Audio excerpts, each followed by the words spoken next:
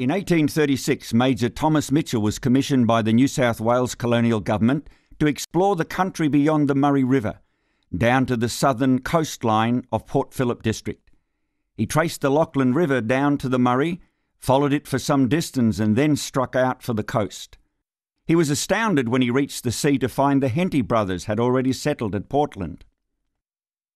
On the return journey to Sydney, he took a different route.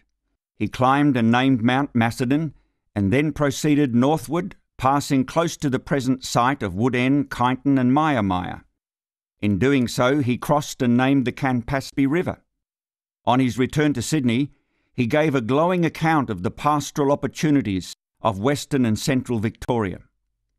Within a year of hearing these reports, men such as Thomas Ebden, Judge Donathorne, William Piper, Alexander Mollison and Charles Wedge had begun overlanding stock from New South Wales to this area and setting up pastoral stations. Others shipped stock from Tasmania to Melbourne and took up land both to the north and south of the Kyneton area. All these isolated homesteads needed supplies and building materials to be brought from the port, and they also needed the means of getting their produce back to the markets. Initially, bullock teams provided these services.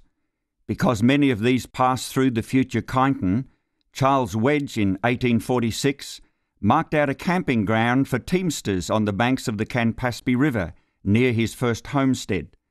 The bullock teams could take 9 days travelling from Melbourne to Kyneton and would then be in need of fresh supplies, which Wedge could sell to them. In these years, farming was little different to that in biblical times.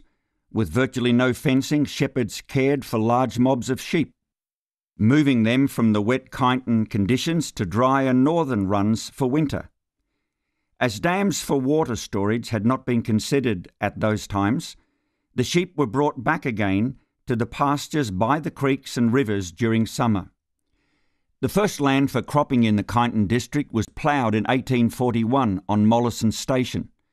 Bullocks pulled simple ploughs like this one found near Kyneton. It is similar in design to those used in biblical times. Also using ancient practices, seed was broadcast by hand, and the ripe harvest was cut by hand, bound into sheaves, and then the grain heads crushed and winnowed by hand. In January 1848, Kyneton to be consisted of a wooden slab buildings for the courthouse, Wedge's old homestead, a log lock-up, and a couple of simple huts. Charles Latrobe, superintendent of the Port Phillip district, held a meeting with the local squatters to decide on a suitable site for a township. They rode to the top of the hill, now Jennings Street, and looked out over Wedge's camp, which they considered to be highly suitable, and the newly created town was given the name Kyneton. From this humble beginning, a boom town would develop. Even in this primitive setting, men felt a need to worship God. The Anglicans began services in the old courthouse and commenced to build the first permanent dwelling in Kyneton, a rectory, at the corner of Ebden and Piper Streets. This was used for both accommodation and worship services. Methodist services were held in homes, or they combined with the Anglicans. The first Presbyterian services were held in a tent. Independent church adherents first met in a carpenter's shop. The first Catholic Mass was celebrated in the Criterion Hotel, now the Royal George. The Catholic community requested that a priest be appointed to the town. Late in 1851, gold was discovered in Bendigo and also near Castlemaine. These discoveries brought dramatic changes to Kyneton. Neither of these new goldfields had a township or any services, but within 6 months each had populations of around 40,000 miners engaged in the frenetic search for the precious metal. Very basic shops were established. Most of the travel to and from these goldfields and the goods and services for them passed through Kyneton, resulting in incredible new growth, but also churning its main streets into a sea of mud in winter and to dust bowls in summer. Large amounts of gold with government escorts passed through Kyneton en route to Melbourne. The depot for stabling and changing the horses was at the corner of Simpson and Ebden Streets. By 1852, there were 4 major hotels, but still no churches in Kyneton. Before the close of the 1850s, Kyneton had banks, 4 flour mills, a hospital, a cricket club, a racing club, and an agricultural society, a philharmonic society, a mechanics institute, 2 newspapers, and a gas company producing town gas from gum leaves. Then church buildings began in earnest. A congregational church, a simple wooden Methodist church, a wooden Catholic church, St. Paul's Anglican Church, a Church of England school, and a Catholic school were all under construction or completed. The Methodist Church reported that in 1857, settlement around Kyneton was so rapid that marriage fees to the church amounted to more than 1/3 of the year's stipend for the minister. The gold rushes brought about 2 new services which further spurred local development and provided assistance to both community and churches. Cobb & Co coaches began reliable coach services to Castlemaine and Bendigo, all of which passed through Kyneton, benefiting the town. Travel time to Kyneton was cut to about 7 hours in good conditions, but in winter the roads were still so bad that travel was almost impossible. A telegraph station was opened in Kyneton, reducing contact time with Melbourne from days to minutes. Dr. Draper, who officially opened the early wooden Methodist church, recorded the coach trip to Kyneton with this entry in his diary. Left home at 6 a.m. and joined the Castlemaine coach at office, Cobb & Co in Burke Street. Full of passengers, furious driving, breakfast 21 miles out of Melbourne, wretched road in several places, had to walk in deep mud for 2 or 3 miles, arrived in Kyneton for 1 p.m. The development of the town was then so rapid that a substantial grant was obtained from the government for the national school on the basis that Kyneton was destined to become the 2nd largest inland town in Victoria.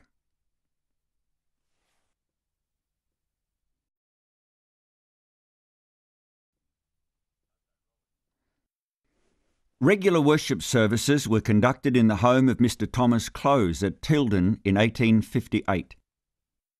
He donated 2 acres of land for the erection of a non-denominational chapel called the Woodside Church that opened in late 1859. The first bush missionary of the Baptist Association, the Reverend Ingram Moody, officiated there on a temporary basis for 6 months, but was greatly loved and so was persuaded to stay, which he did, and ministered there for 36 years until his death.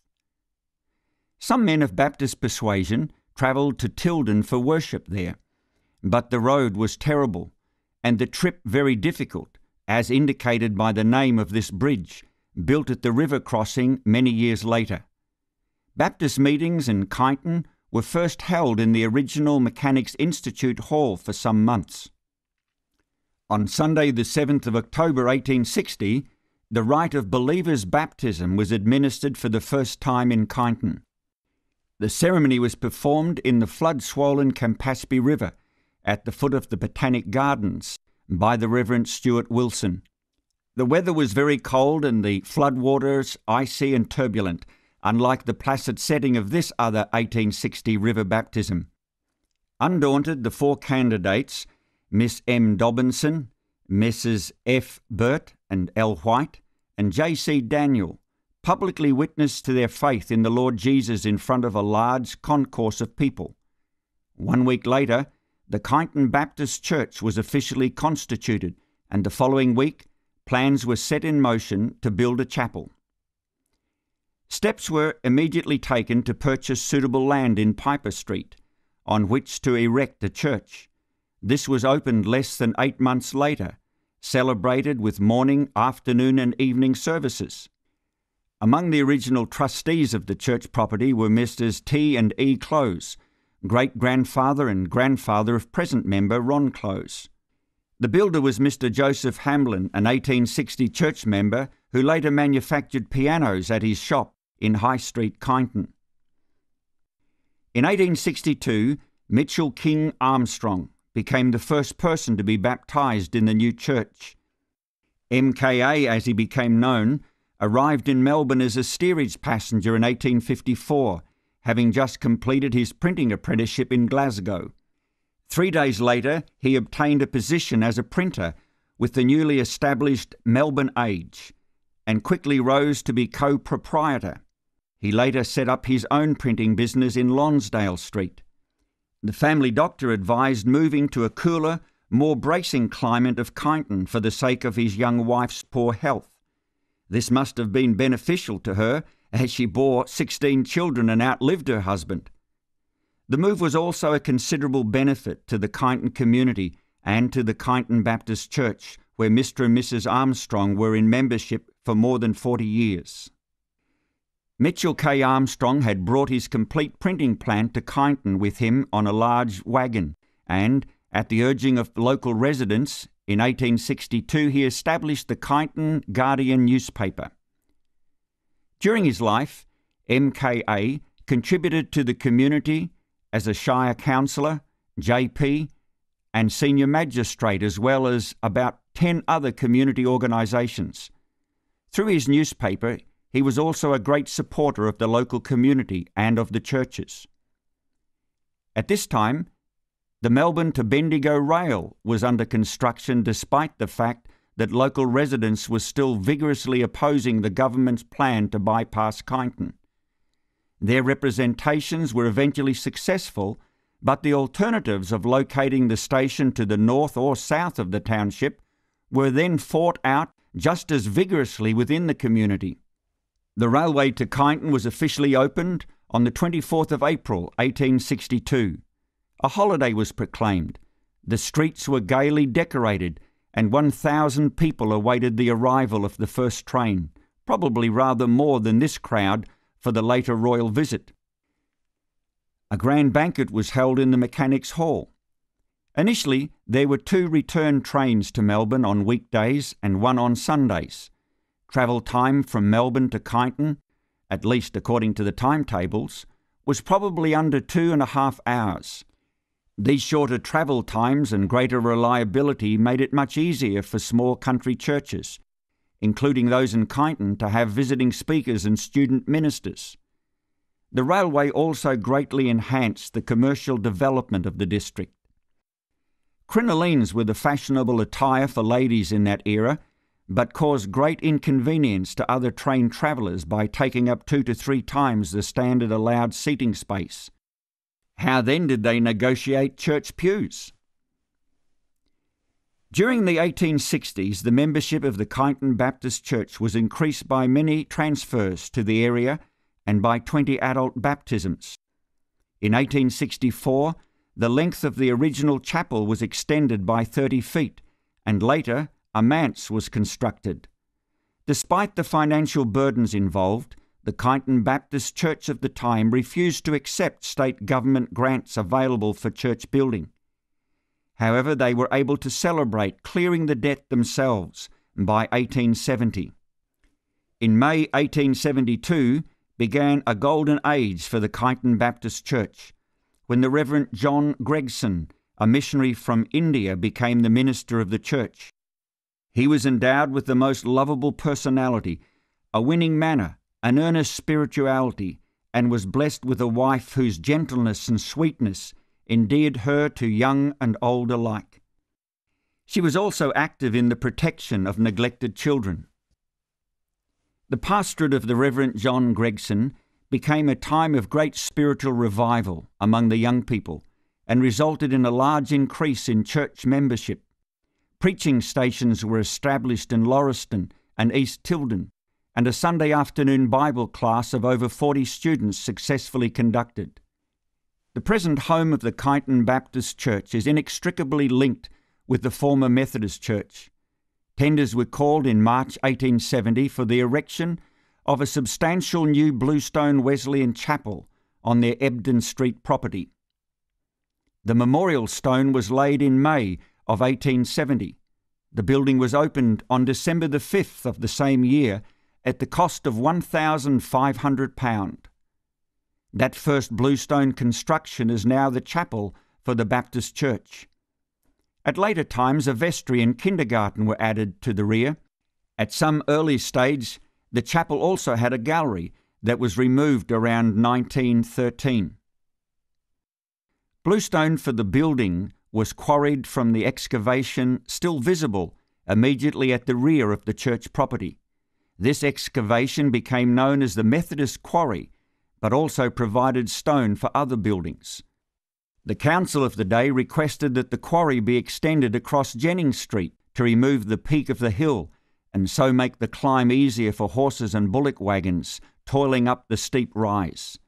The batters of the cutting can still be seen on the street sides, a case of the church making the yoke easier and the burden lighter. For the worshippers and clergy, the only viable option for getting to church were walking or horsepower. A horse has to be caught, fed and harnessed. A reasonable pace of 12 kilometres an hour meant that travel times could be quite long. The gig or jinker was the common vehicle, but was not suited to transporting the large families of those days. Some clergy travelled their pastoral rounds on horseback. The problem of conveying large families was partially overcome by the development around the mid-1860s of the buggy, a number of which were manufactured in Kyneton. The early churches had none of the amenities that we take for granted today, such as heating, water supply, electricity, telephones or sound amplifiers. During the 1870s, churches in Kyneton were well attended and to a great extent were also the centres of social activity.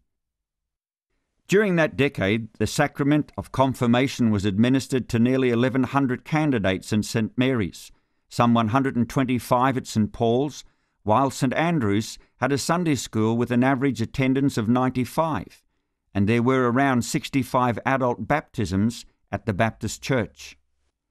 The commercial base of Kyneton changed significantly at this time. The opening up of the Wimmera to wheat farming produced better, hard milling grain at a lower cost, causing the closure of many local mills.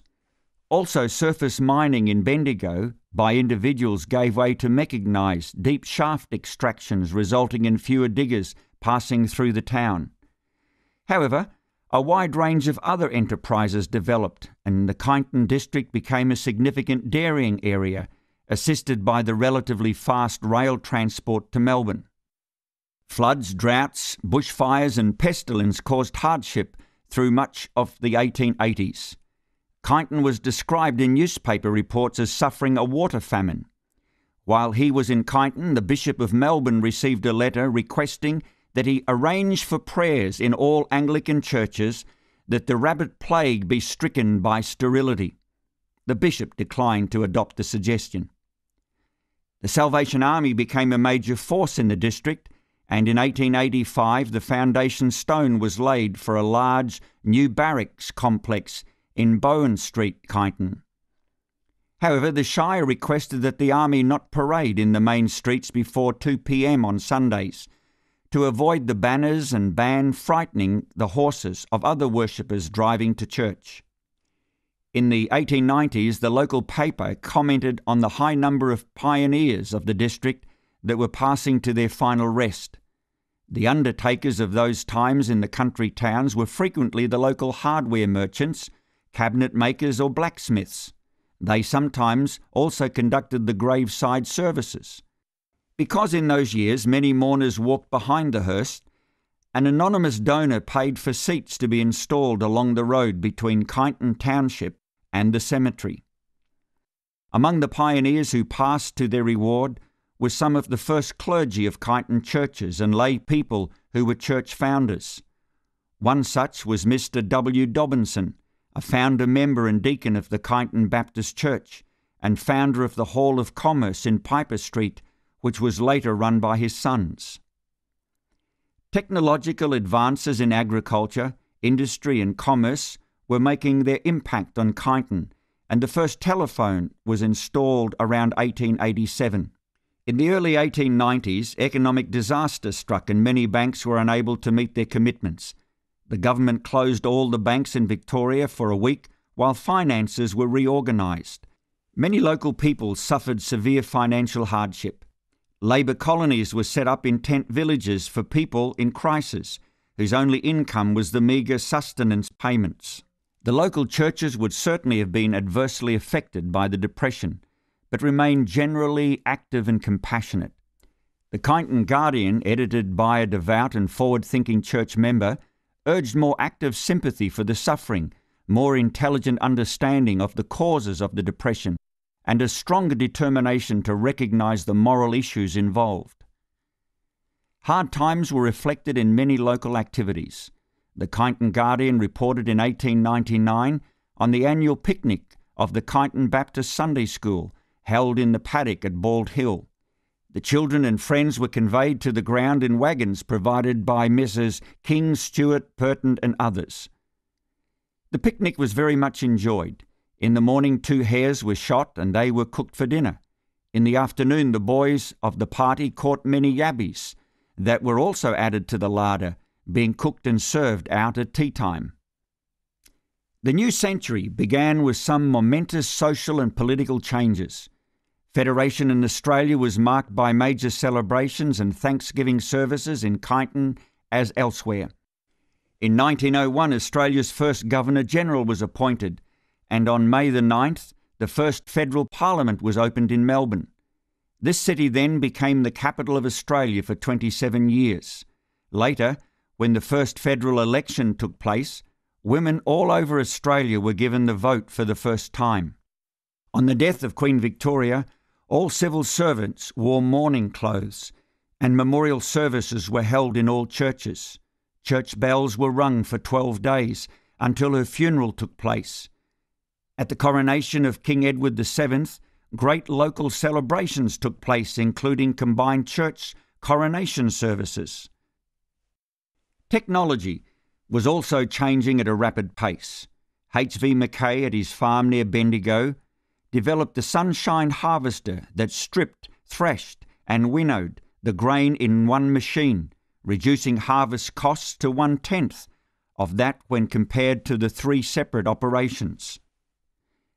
This greatly enhanced Australian wheat markets and also its industrial export income when 10,000 of these harvesters were sold overseas. Mackay was a deeply religious man and derived the company name from the presentation on sunshine by a visiting evangelist. The development of the motor car has had an immense impact on the structure of Australian society. Travel times are now only about 1/10 of the best available in the horse-drawn era.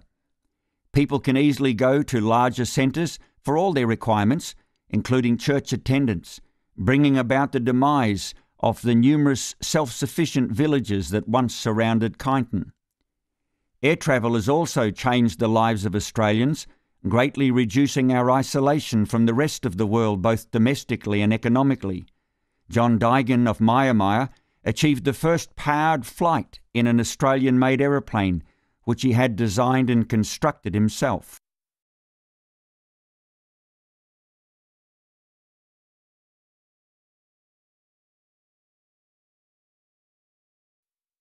While perhaps more fortunate than other areas in some respects, Kyneton, together with the rest of the country, experienced decades of challenge caused by drought, floods, bushfires, 2 world wars and a world economic depression. Churches were deeply affected by all of these, and some closed or discussed closure, including Kyneton Baptist Church.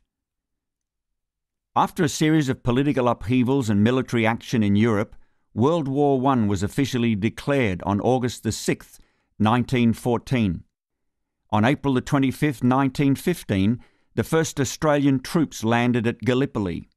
Over the war years, several hundred men and 18 nurses enlisted from Kyneton district. 116 of these men and one of the nurses made the supreme sacrifice while serving their country. Many more were wounded. Over 40 from this district were awarded distinctions, including 1 VC. The whole district rallied in support of the troops and of the war victims. The Kyneton Women's Patriotic League was formed to send comfort goods to the soldiers. Patriotic funds were raised by weekly collections and by special events for civilian war victims in France and Belgium. Local farmers donated stock and money, particularly to support affected farmers. 3 Kyneton children started a relief fund for the suffering children in Europe. Local carpenters and woodworkers made walking sticks, splints and crutches for wounded soldiers. Many members of the local churches were among those who enlisted. The Prime Minister of the day requested that every church in Australia hold services of intercession for the war. Many memorial services, including the first Anzac service, were also held for the fallen. Joyous Thanksgiving services were held when troops finally returned home. During 1919, life was disrupted almost everywhere in Australia by the outbreak of the Spanish influenza, which killed some 12,000 people in a population then only 5.2 million. There were some local deaths. Public meetings were banned in Kyneton. Local clergy issued a pastoral letter urging people to study their Bibles and pray in their own homes when prevented from attending church. Open-air services were held where possible, with people standing 3 feet apart, and masks had to be worn for indoor services. On the 24th of October 1929, the New York stock market collapsed, beginning 10 years of worldwide economic depression and hardship. The unemployment rate reached 33% in Melbourne. Men left the cities and tramped the countryside looking for work.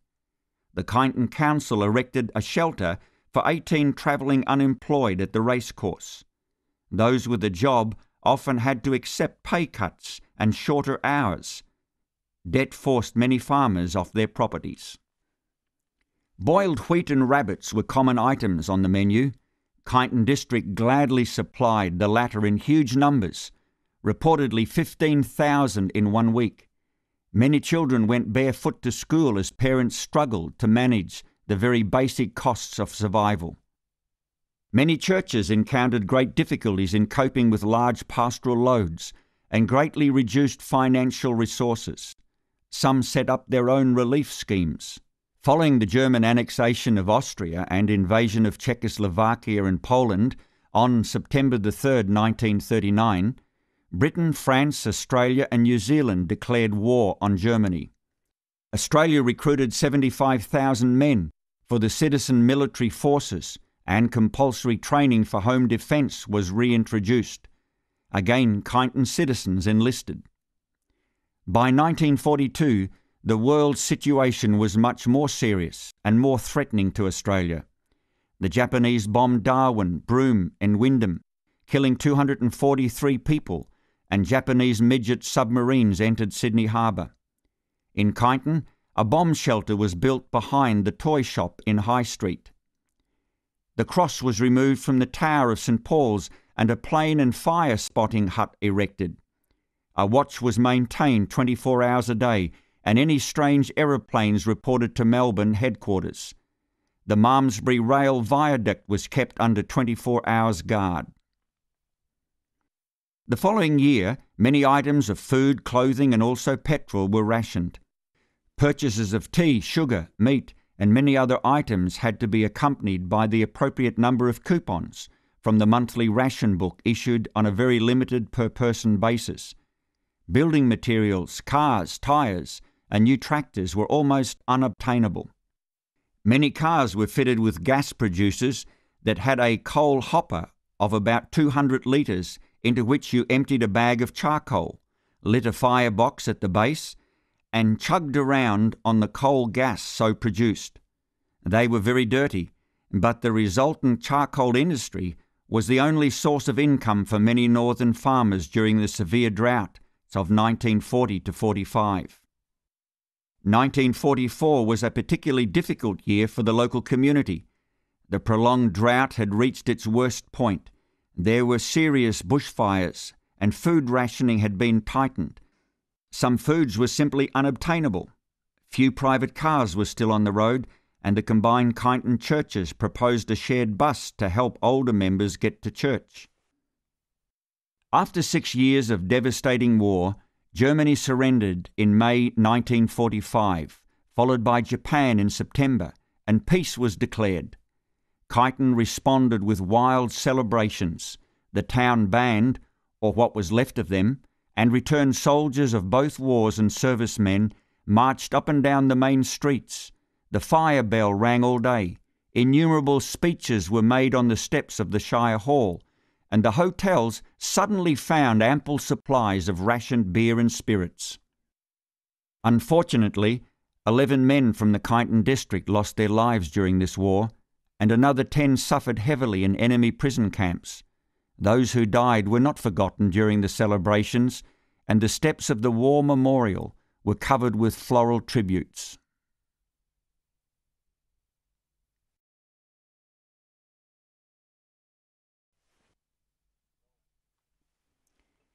The remainder of the decade were generally times of joy and optimism. The severe drought ended, farm produce prices increased dramatically. There were many celebrations to welcome home the returning service men and women. Rationing was eased, but shortages in some commodities continued for a few years. In 1948, an almost unheralded invention, that of a viable transistor, changed so many aspects of society worldwide, including in the churches. Without this invention, we would not have such equipment as personal computers, spacecraft, heart pacemakers, hearing aids, mobile phones, and a host of others which we take for granted today. After years of depression, war, drought and shortage of funds, in the late 1940s the Kyneton Baptist Church took on a new vision. The Reverend Lloyd George was appointed minister in 1949. More recently, he was a deacon here until his passing. Spurred on by the failing conditions of the 90-year-old wooden structure in Piper Street, plans for a new church were drawn up, but had to be replaced by a less costly alternative. The demolition of the old structure and trenching for the foundations of the new, plus many other items, were carried out by regular Saturday working bees. It was claimed that Reverend George's enthusiasm for the new church was indicated by the vigour he applied to demolishing the old. The Baptist Home Mission provided a loan, £1,000 of which was interest-free, and another £600 was raised locally at low or zero interest rates, and the new building progressed. The foundation stone for the new church was laid during a thunderstorm on the 8th of November 1952 by Dr. H.D. Downing, whose father, the Reverend John Downing, has been minister at Kyneton Baptist Church from 1887 to 1891. An estimated crowd of 500 attended to witness the opening of the new brick church on the 14th of February 1953. Celebrations continued over the weekend with a Saturday night concert and 4 inspiring Sunday services, including the baptism of 8 people at the evening service. A special feature of the new church was the stained glass windows, painted by the wife of the minister. In 1956, Kyneton Baptist Church sponsored the White and Coleman mission to this town. Part of this mission were recorded on movie film. This church also contributed to the simultaneous mission movement involving all churches for a further mission. In 1959, 130,000 people, including many from Kyneton, attended the Billy Graham crusade at the MCG and made decisions of great importance to their lives. During the late 1950s, the percentage of the Australian population who attended church regularly reached the highest level in the history of this country. The close of the 1970s saw the Kyneton Baptist Church receive an offer to buy their property in Piper Street, and shortly afterwards had the opportunity to purchase the former Methodist Church, which we now occupy. The Kyneton Baptist Church met for about a year in the Arts Council building, formerly the Congregational Church. A leading church architect planned the alterations and extension to fit in with the character of the original 1870 Methodist chapel. Local recycled bluestone were used for the extension. The contractor for the work was local builder and church deacon Mr. Jim Nunn. In the true spirit of the early Australian history, trainees from the Malmesbury Youth Training Centre assisted with cutting and laying the masonry blocks for the new extension. On a beautiful spring day on October the 24th, 1982, the Kyneton Baptist Church celebrated the 122nd anniversary in its new home. Some 3 years had elapsed since the first offer to purchase the church property in Piper Street had been received. In the same period, there had been generous offers of interest-free loans, bequests, some sacrificial giving, and many hundreds of hours of free labour to achieve this milestone. As in the past and as in other churches, church members were very active in the community. In 1987, the Shire President, Councillor John Detman, who is now a church elder and was recorded by the local newspaper presenting Mrs. Joy Baxter, the other present elder, with the Citizen of the Year award for her dedicated work in welfare housing, schools, foster parenting, nursing and the Arts Council. In the same year, Councillor Detman also initiated the civic church service in the town hall that was attended by some 700 people. For a short time, the church owned a small bus that was used for youth and disabled citizens' activities. Several sturdy members of the church were part of a winning tug-of-war team at the Scout Sports. Another team from the local hotel was quite disgruntled at being beaten by a church team, particularly as the prize was a pewter mug. The original manse was sold, a block of land purchased at Blair Drive, and the present manse built on that site.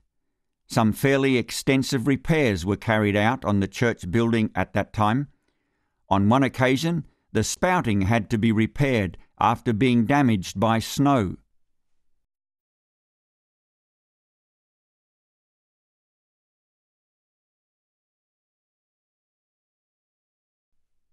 The first decade of the 21st century has been one of considerable change, growth and community involvement for the Kyneton Baptist Church. It joined other churches in sponsoring a chaplaincy in local schools and in operating the New Horizons Christian Bookshop. Individual members also served the local community generously. Graham Baxter was a committed teacher and also staff and student welfare officer at Kyneton Secondary College. With his family, he was involved in foster parenting. He was a committed member to the Cobor Community Health Service, a volunteer counsellor for the Citizens Advice Bureau and Cobor Family Counselling Service. He was also a hard-working member and president of Windaring Services for People with Disabilities, for which he received the Distinguished Service Award from the Council of Intellectual Agencies, and had a special unit of Windaring named in his honour. The Men's Breakfast has been a continuing community outreach and a popular part of the Daffodil Festival for some 35 years, with attendances of up to 100. Kyneton Baptist Church has also joined the Daffodil Festival celebrations with entries in the parade for most of those years. The church has conducted open crowd activities in conjunction with recent Kyneton Daffodil Festivals. Noel Harvey was a local councillor for some 15 years, serving 2 terms as Shire President and 3 as Mayor. He was a member of many state government boards and committees related to the local area, notably chairman of the Kyneton Hospital Board during the development and occupation of the new premises. He was awarded an OAM for services in local government, regional Victoria and the community of Kyneton. Church staffing has increased progressively in this decade from just 1 part-time minister. Ryan Smith was appointed full-time in 2006, supported by Robbie Townsend's appointment in 2009 as a part-time associate pastor, and this year by the addition of a part-time administrator, Mary Wieldemast. Following the devastating fires in the Grampians in 2005-2006, church members donated finance, hay and cartage assistance to the appeal to send several loads of hay to the fire victims. Some members later joined work parties who helped to replace buildings and fencing that had been destroyed. Again, following the Black Saturday fires of 2009, Kyneton Baptist Church supplied chaplaincy and lay volunteer support at the Yea and Alexander Recovery Centres and have an ongoing commitment to the VCC emergency volunteers. Members joined teams repairing buildings and fencing in the Barfold area. Kyneton Baptist Church also initiated and conducted a highly regarded program of support and visitation to fire victims. Kids Hope in Kyneton is a partnership between World Vision, Kyneton Baptist Church, and Kyneton Primary School. Volunteer mentors from the church spend 1 hour a week with individual students at the primary school.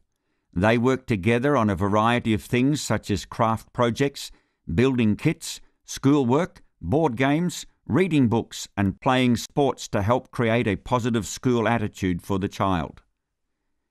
Mainly Music is a recent addition to the church's community service and outreach activities.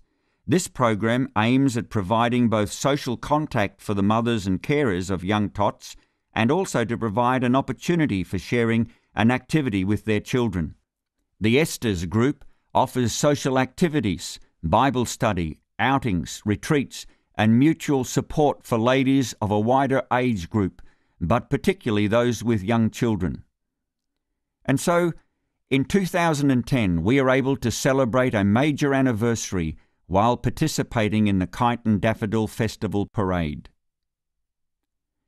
We have traced 150 years of this church's history, from its struggle to get started in Kyneton, followed by rapid growth in the gold rush era, to subsequent progress in a more settled economy, although that was not always easy.